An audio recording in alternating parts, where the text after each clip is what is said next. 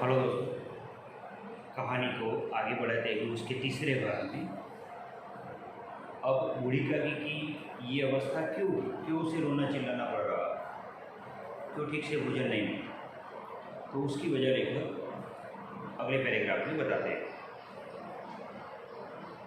देखिए, लेखक उसकी ऐसी स्थिति क्यों हुई इसको बताते हुए कहते हैं, उनके पति को स्वर्ग सिधारे बहुत वक्त हो चुका है। स्वर्ग सिधारे मतलब स्वर्ग सिधारे मतलब मृत्यु होना।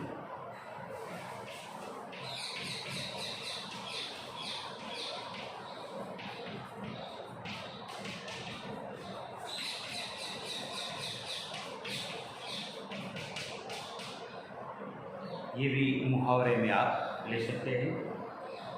ठीक है, आप किसी का भी नाम लेकर के या बूढ़ी काकी के पति का नाम लेकर के उसका उल्लेख करके वाक्य बना सकते हैं कि बूढ़ी काकी के पति को स्वर्ग सिधारे बहुत समय हो गया, तो बहुत वक्त हो चुका था। बेटे तरुण हो करके चल बसे। तरुण ये एक अवस्था है, ये बहुत वक्त उनके पति को हो चुका मृत्यु के। और बेटे बहुवचन, बेटा नहीं, तो आप मान सकते हैं कि बूढ़ी काकी को एक से ज़्यादा बेटे होंगे।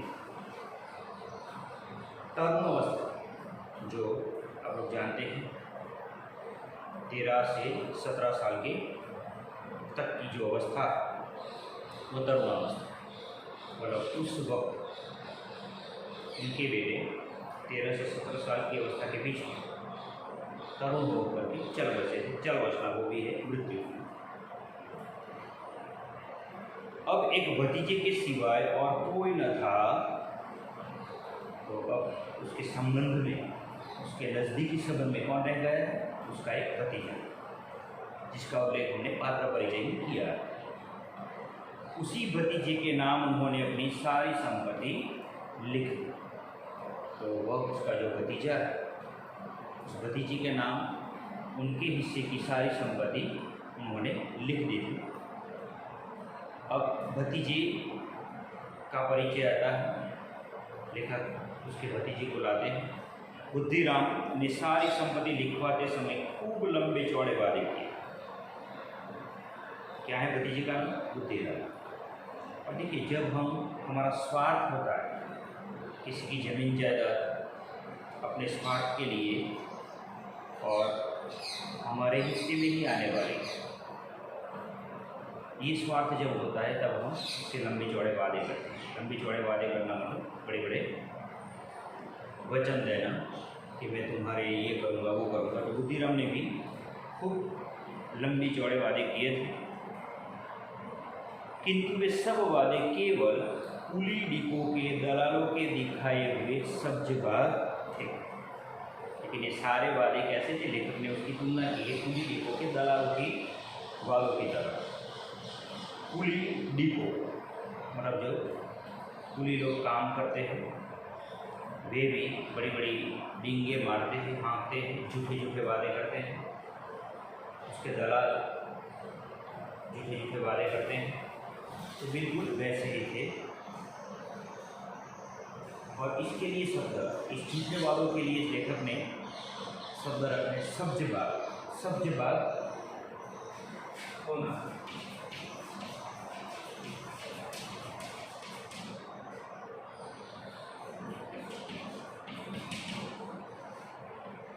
मतलब बड़े बड़े लंबे चौड़े वादे करना। सब्जबाग होना, सब्जबाग दिखाना, दूसरा शब्द देश के लिए दिखाना। सब्जबाग दिखाना, लंबे चौड़े।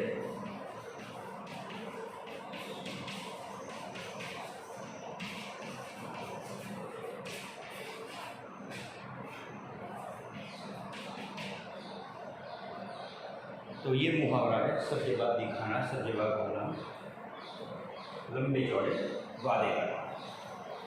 तो आप इसका वाक्य प्रयोग कर सकते हैं कि बुद्धिराम ने बूढ़ी काकी की सारी संपत्ति दिखवाते समय बड़े बड़े सब्जबाग दिखाए थे। थोड़ा लंबे चौड़े वाले किए थे। आप दूसरे नाम का उल्लेख करके भी इस प्रकार के वाक्य बना सकते हैं। यद्यपि उस समय संपत्ति की वार्षिक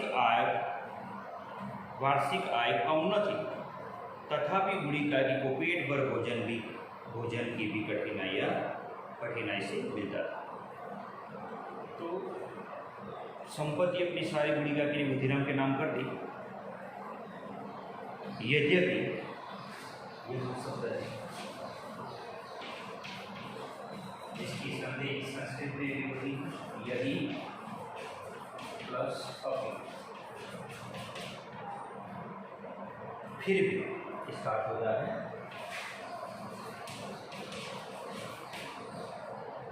तो फिर भी इतनी संपत्ति थी कि उसकी वार्षिक आय कम न थी। मतलब बूढ़ी काकी की संपत्ति से बुद्धिराम को अच्छी वार्षिक आवक मिलती थी। आय मतलब आवक, जो वर्ष में उससे उत्पादन होता था वो कम न था। तथापि उसका भी संधि इसी प्रकार से भी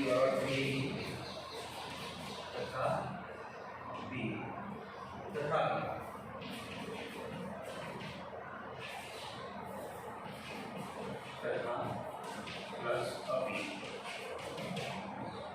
तो भी स्टार्ट होगा, संधि होगी तथा प्लस अभी अर्थ है तो भी क्या होता था,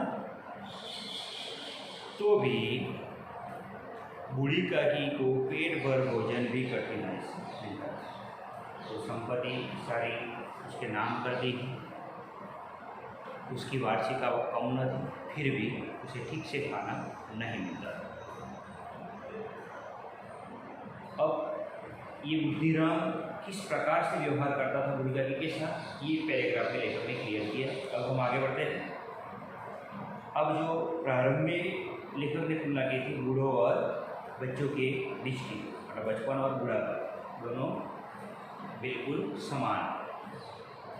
अब बुद्धिराम के बच्चों की बात लेकर करते हैं।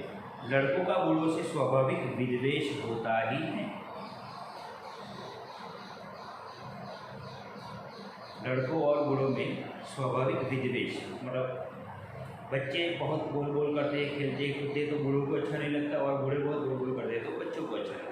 क्योंकि बच्चे जब खेलते कूदते हैं तो बूढ़े उसको शोर ना मचाए इसलिए बात में बीच में टोकते हैं, और वही टोकते हैं मतलब उसको खेलने कूदने से रोकते हैं तो बच्चों को अच्छा नहीं लगता। तो दोनों का क्या है, स्वाभाविक विद्वेष। विद्वेष का मतलब होता है वैचारिक रूप से विरोध। तो दोनों का स्वाभाविक विद्वेष।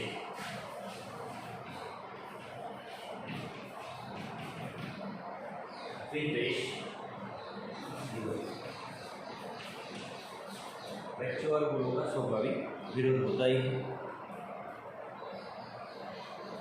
और फिर जब माता पिता का यह रंग देखते तो वे बूढ़ी काकी को और सताया करते, और उसमें भी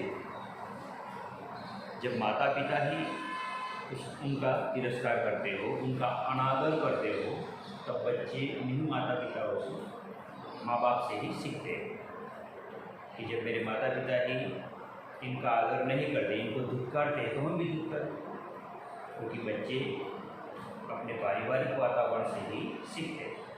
इसलिए वे भी माता पिता की तरह उसको और सताते, सताना मतलब हैरान परेशान करना। तो कैसे सताते थे बच्चे, देखिए, कोई चुटकी काट कर भागता, कोई उन पर पानी कुल्ली कर देता।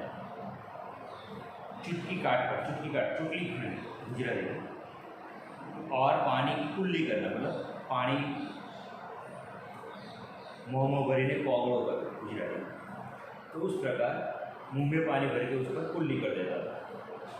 काकी चीख मार कर रोती।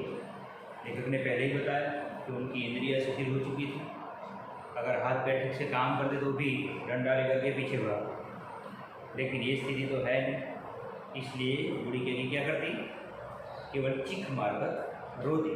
परंतु यह बात प्रसिद्ध थी कि वे केवल खाने के लिए ही रोती, लेकिन आसपास और परिवार में लोगों के मन में ये फिट हो चुका था, तय हो चुका था कि जब भी ये रोती तो उसे भूख लगी हुई, तो भूख के कारण रो रही है, ऐसा मानकर लोग समझ जाते हैं कि भाई चलो ये भूखी हुई है गुड़िया इसलिए रो रही है। लेकिन वास्तव में उसका ये वाला जो रोना है वह बच्चों की परेशानी के लिए, उसके बुरे व्यवहार के कारण। अतएव उनके संताप और आर्तनाद पर कोई ध्यान नहीं देता था। तो लोग ये जानते थे कि केवल खाने के लिए रोती है, इसलिए उसके संताप, अतएव मतलब इसलिए उनके संताप मतलब दुख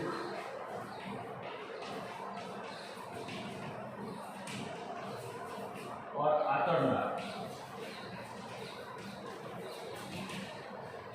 आतरनाद अंदर से उठा हुआ दुख है, वह दुख भरी चीख और दुख भरी पीड़ा।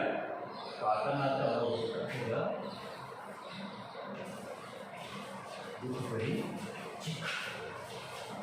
चीख मतलब आवाज़, दुख में वह आवाज़ करती चिल्लाती, तो उसकी और किसी का ध्यान नहीं जाता, क्योंकि लोगों के मनोदिमाग में ये फिर है कि केवल भूखी है या भूखी हुई होगी इसलिए रो रही।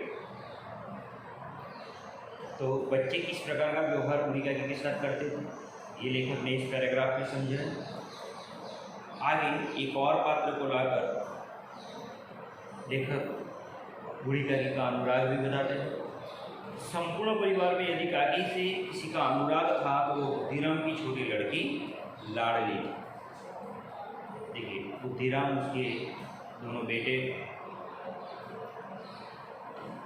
ये बुढ़ी काकी के साथ अच्छा व्यवहार नहीं करते, लेकिन उसका अगर अनुराग किसी के साथ था तो वह बुद्धिराम की छोटी लड़की लाडली। लाडली कौन है? बुद्धिराम की छोटी लड़की।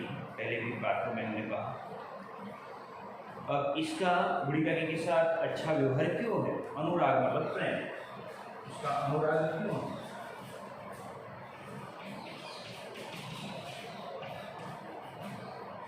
वह बुढ़ी काकी से प्रेम करती थी। क्यों?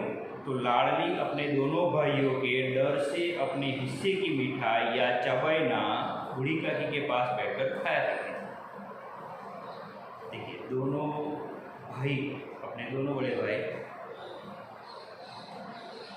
लाडली की मिठाई छीन न ले या उसके हिस्से की मिठाई खा न ले, बाजार से लाई हुई मिठाई या चबैना जिसे हम गुजराती में चवाण कहिए, ठीक है, तो वह बच्चे उससे छीन झपट न ले, इसलिए लाडली अपने भाइयों से बचने के लिए बुढ़ी काकी के पास बैठकर खाती थी।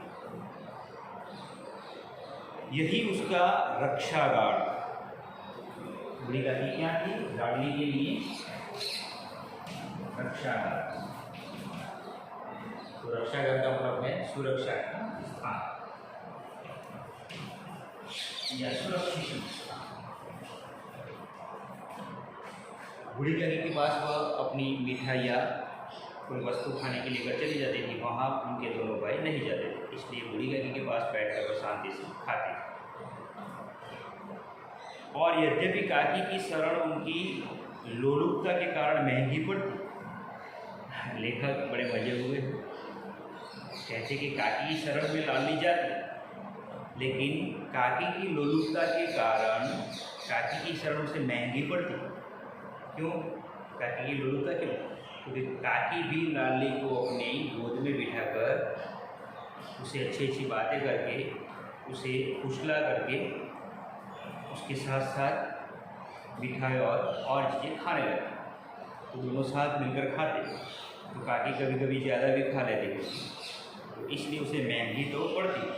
तथापि फिर भी भाइयों के अन्याय की तुलना में कहीं सुलभ, लेकिन दोनों भाई उससे जुटा कर या छीन कर वो चीज़ें खा लेते थे। इसके बदले काकी उसके साथ अच्छी अच्छी बातें करके फुसला कर खाते, वो उसे अच्छा लगता।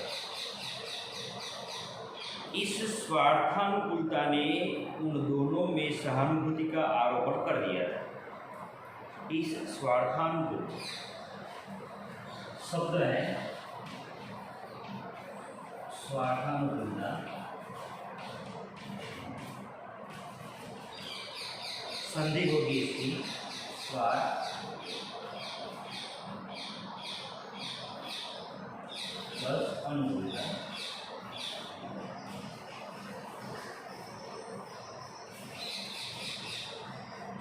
तो स्वार्थ किसका है? दोनों। लाडली का स्वार्थ है अपने भाइयों से बचना, और काकी का स्वार्थ है कि लाडली कोई चीज़ लाकर मेरे पास आए और मेरे साथ बैठे तो मैं अपनी गोद में बिठाकर उसे अच्छे से खाने दूँ और साथ में मैं भी खाऊँ। तो दोनों का स्वार्थ है, एक का भाइयों से बचने का स्वार्थ है और दूसरे का है खाने का स्वार्थ। तो दोनों के स्वार्थ एक दूसरे पर क्या है? परस्पर अनुकूल। तो ये अनुकूलता के कारण दोनों में सहानुभूति का आरोप कर दिया। इसी स्वार्थ ने दोनों में सहानुभूति, सह अनुभूति, सह प्लस अनुभूति इज इक्वल टू सहानुभूति। तो सहानुभूति मतलब दोनों में अच्छी स्थिति का सह अनुभूति का निर्माण हुआ। ओके, यहाँ तक कहानी का अगला भाग